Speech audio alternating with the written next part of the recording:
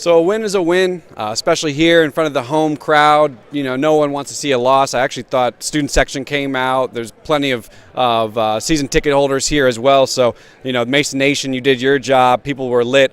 Of course, AJ kept us hyped, had like 5 blocks, had plenty of dunk attempts. He's just all over the court. One thing I want to talk about is, you know, I think Otis has found his stroke. You know, we got back-to-back games, at least in the last 3 games. He's had a couple 20-point performances. Came out in the first half, just kind of hitting his shots, hitting threes, which he hasn't done that well so far. So super excited to see kind of Otis get back into it. Also, we saw Javon kind of emerge. I had a little interview with him after the presser. We'll get to in 1 second. I wanted to touch on Grayer.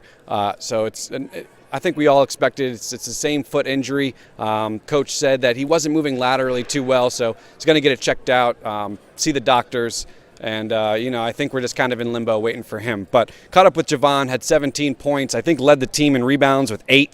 Huge performance. This is what he had to say. This is Bryan of By George here with our guy Javon. Talk to us a little bit about tonight, your performance. Scored some points, hit some threes, got the start. Well, as for when I haven't been shooting the ball well, so seeing that first one go in, I feel like that brought a lot of confidence in my jump shot. And then, my teammates had trust in me; they was finding me. So I feel like that definitely turned my game around. On the defensive end as well, because like when people hitting shots, that brings energy to the defensive end as well. So I feel like that's the most important thing that happened. Yeah, I mean, you definitely look smooth shooting the three. Kind of always think it's going in. Can you please show the swag today, the drip? Talk to us a little bit about how you're choosing your shoes. I know you care about your swag. So talk a little bit about that. Well, we get a lot of shoes coming in before the season. So I try to stay with the all white. And then away games I wear the James Harden. So. So you have a bit Yeah. Most of them is kind of messed up because just cutting and stuff like that gets dirty. But I got a lot to choose from. So. And talk to us a little bit about just kind of the intensity you bring on defense. Looking back to the tournament last year when you had to guard Pipkins, you've kind of been tasked to guard some of the better guards we face. Talk about that and just kind of, taking on that task.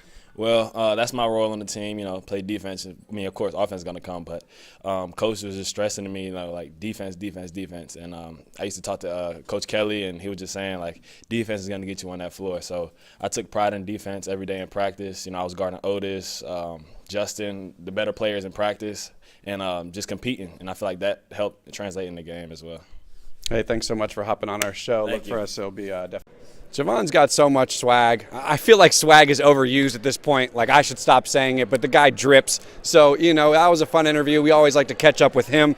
Great performance. One thing I saw today is, Reuter didn't play starters minutes. I think he finished the game with 14, which was interesting. Kalix finished with more. AJ, something similar. You could see maybe DP's just kind of giving them all the same amount of minutes, giving them all a chance to play. But you saw Kalix make immediate impact. The guy's big. He at one point was taking on 3 guys for rebounds. And so I had to ask Coach. He's obviously a By George favorite. If you follow us on Twitter at ByGeorgeGMU, you'll see me constantly sizing Kalix. So I asked DP about it in the presser. And this is what he had to say. We have a secret guest coming up. We're going to have Tyler's final thoughts. So stay tuned. With your big men and something on Kalix. Well, Greg's another one to really acknowledge for.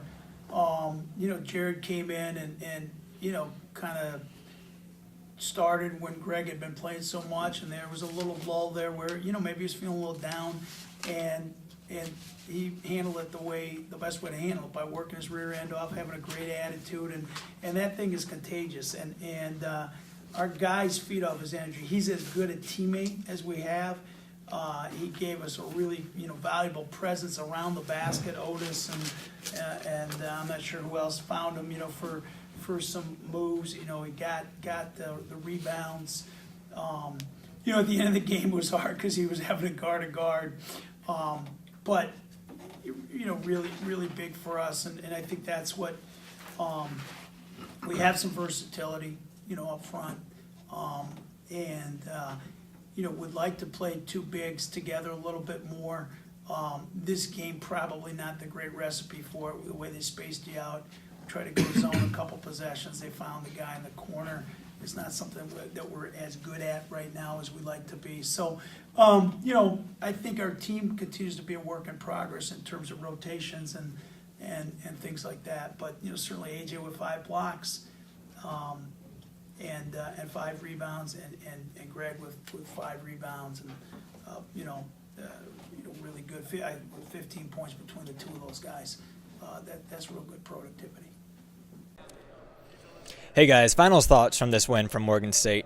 Overall for George Mason, again, as I've said before, a win is a win at non-conference play. You just got to take it as it is. But there are a couple things that you can look forward to going forward. For the defensive end of George Mason, once again, we're seeing more problems. I think it's just these guys haven't been playing together that long, which I know is hard to say from a team that returns all their starters, but we're constantly seeing lineup change. We're constantly seeing guys get into foul trouble. And just it seems like a lot of guys are letting their guy drive to the rim.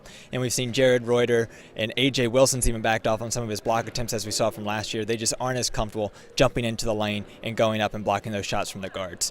On the offensive end, though, hey, we saw a 3-point game develop for George Mason. 8 for 19, which is good for 42% in the game, something we haven't seen too often this season. And with the guard-heavy roster that we've seen, it's something that we could have going forward that's really positive for George Mason. Otis got 2 out of 4, Javon Green 3 out of 5, and even Justin Kier, he was 2 for 6 on the night, and we don't see Kier pull up from 3, much less make them. So overall, good for him. And along the lines of Justin Kier, he has the potential to be a really good player for George Mason. I really like the ball in his hands. I really like him driving to the basket. And if he can develop his 3-point game, gosh darn, this top 5 George Mason roster could be one of the strongest in the Atlantic 10. I know we overharped it a lot, but we haven't seen a game where all 5 of George Mason's best players have had a good game. We've seen maybe 1, 2. Occasionally we get 3 players like we did tonight scoring well, and that's when George Mason gets a win. So we can get all 5 guys playing at their top level. Maybe George Mason can make some noise in the Atlantic 10 like we all anticipated.